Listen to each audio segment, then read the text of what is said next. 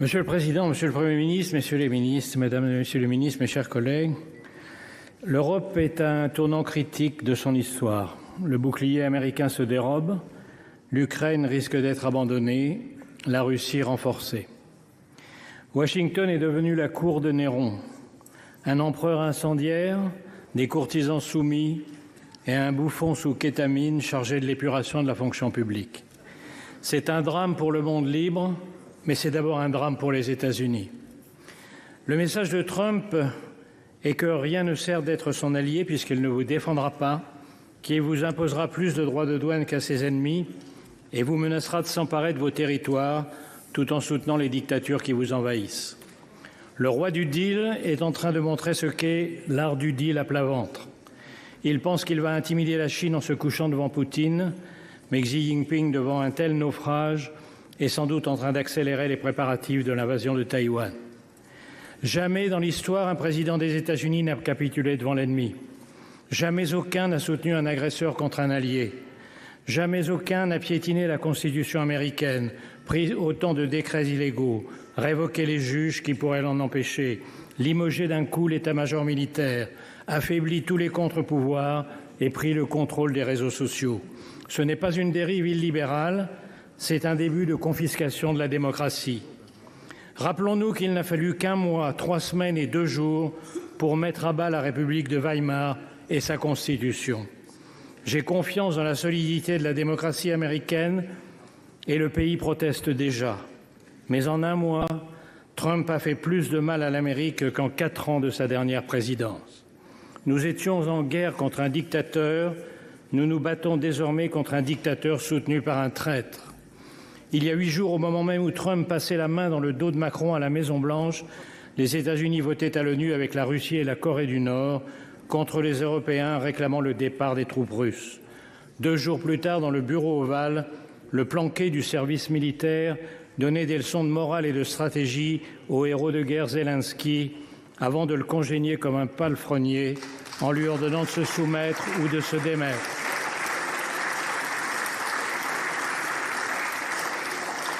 Cette nuit, il a franchi un pas de plus dans l'infamie en stoppant la livraison d'armes pourtant promise. Que faire devant cette trahison? La réponse est simple, faire face. Et d'abord ne pas se tromper. La défaite de l'Ukraine serait la défaite de l'Europe. Les pays baltes, la Géorgie, la Moldavie sont déjà sur la liste. Le but de Poutine est le retour à Yalta où fut cédée la moitié du continent à Staline. Les pays du Sud attendent l'issue du conflit pour décider s'ils doivent continuer à respecter l'Europe ou s'ils sont désormais libres de la piétiner. Ce que veut Poutine, c'est la fin de l'ordre mis en place par les États-Unis et leurs alliés il y a 80 ans, avec comme premier principe l'interdiction d'acquérir des territoires par la force. Cette idée est à la source même de l'ONU, où aujourd'hui les Américains votent en faveur de l'agresseur et contre l'agressé, parce que la vision trumpienne coïncide avec celle de Poutine.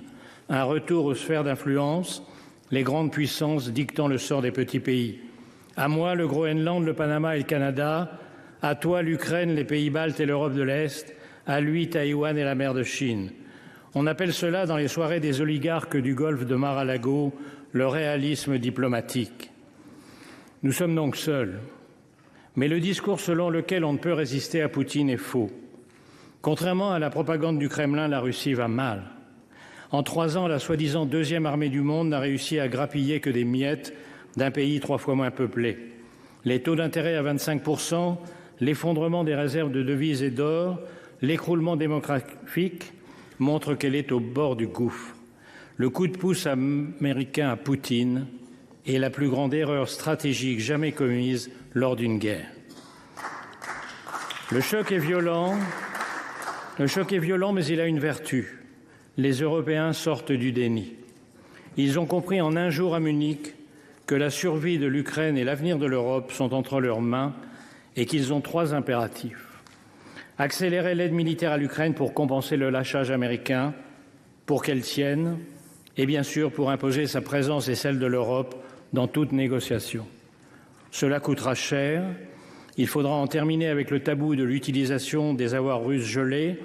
Il faudra contourner les complices de Moscou à l'intérieur même de l'Europe par une coalition des seuls pays volontaires, avec bien sûr le Royaume-Uni. En second lieu, exiger que tout accord soit accompagné du retour des enfants kidnappés, des prisonniers et de garanties de sécurité absolue. Après Budapest, la Géorgie et Minsk, nous savons ce que valent les accords avec Poutine. Ces garanties passent par une force militaire suffisante pour empêcher une nouvelle invasion. Enfin, et c'est le plus urgent, parce que c'est ce qui prendra le plus de temps, il faut rebâtir la défense européenne négligée au profit du parapluie américain depuis 1945 et sabordée depuis la chute du mur de Berlin. C'est une tâche herculéenne, mais c'est sur sa réussite ou son échec que seront jugés dans les livres d'histoire les dirigeants de l'Europe démocratique d'aujourd'hui. Friedrich Merz vient de déclarer que l'Europe a besoin de sa propre alliance militaire. C'est reconnaître que la France avait raison depuis des décennies en plaidant pour une autonomie stratégique. Il reste à la construire. Il faudra investir massivement, renforcer le Fonds européen de défense hors des critères d'endettement de Maastricht, harmoniser les systèmes d'armes et de munitions, accélérer l'entrée dans l'Union de l'Ukraine, qui est aujourd'hui la première armée européenne, repenser la place et les conditions de la dissuasion nucléaire à partir des capacités françaises et britanniques, relancer les programmes de boucliers antimissiles et de satellites. Le plan annoncé hier par Ursula von der Leyen est un très bon point de départ. Et il faudra beaucoup plus. L'Europe ne redeviendra une puissance militaire qu'en redevenant une puissance industrielle. En un mot, il faudra appliquer le rapport Draghi, pour de bon. Mais le vrai réarmement de l'Europe, c'est son réarmement moral. Nous devons convaincre l'opinion face à la lassitude et à la peur de la guerre, et surtout face aux comparses de Poutine, l'extrême droite et l'extrême gauche. Ils ont encore plaidé hier à l'Assemblée nationale, Monsieur le Premier ministre, devant vous, contre l'unité européenne, contre la défense européenne. Ils disent vouloir la paix. Ce que ni eux ni Trump ne disent, c'est que leur paix, c'est la capitulation, la paix de la défaite, le remplacement de Gaulle-Zelensky par un Pétain ukrainien à la botte de Poutine, la paix des collabos qui ont refusé depuis 3 ans toute aide aux Ukrainiens. Est-ce la fin de l'Alliance atlantique? Le risque est grand, mais depuis quelques jours, l'humiliation publique de Zelensky et toutes les décisions folles prises depuis 1 mois ont fini par faire réagir les Américains. Les sondages sont en chute, les élus républicains sont accueillis par des foules hostiles dans leurs circonscriptions, même Fox News devient critique. Les Trumpistes ne sont plus en majesté, ils contrôlent l'exécutif, le Parlement, la Cour suprême et les réseaux sociaux, mais dans l'histoire américaine, les partisans de la liberté l'ont toujours emporté. Ils commencent à relever la tête.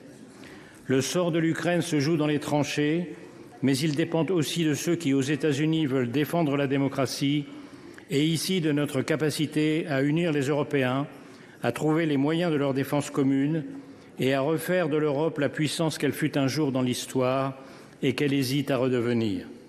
Nos parents ont vaincu le fascisme et le communisme au prix de tous les sacrifices. La tâche de notre génération est de vaincre les totalitarismes du XXIe siècle. Vive l'Ukraine libre, vive l'Europe démocratique.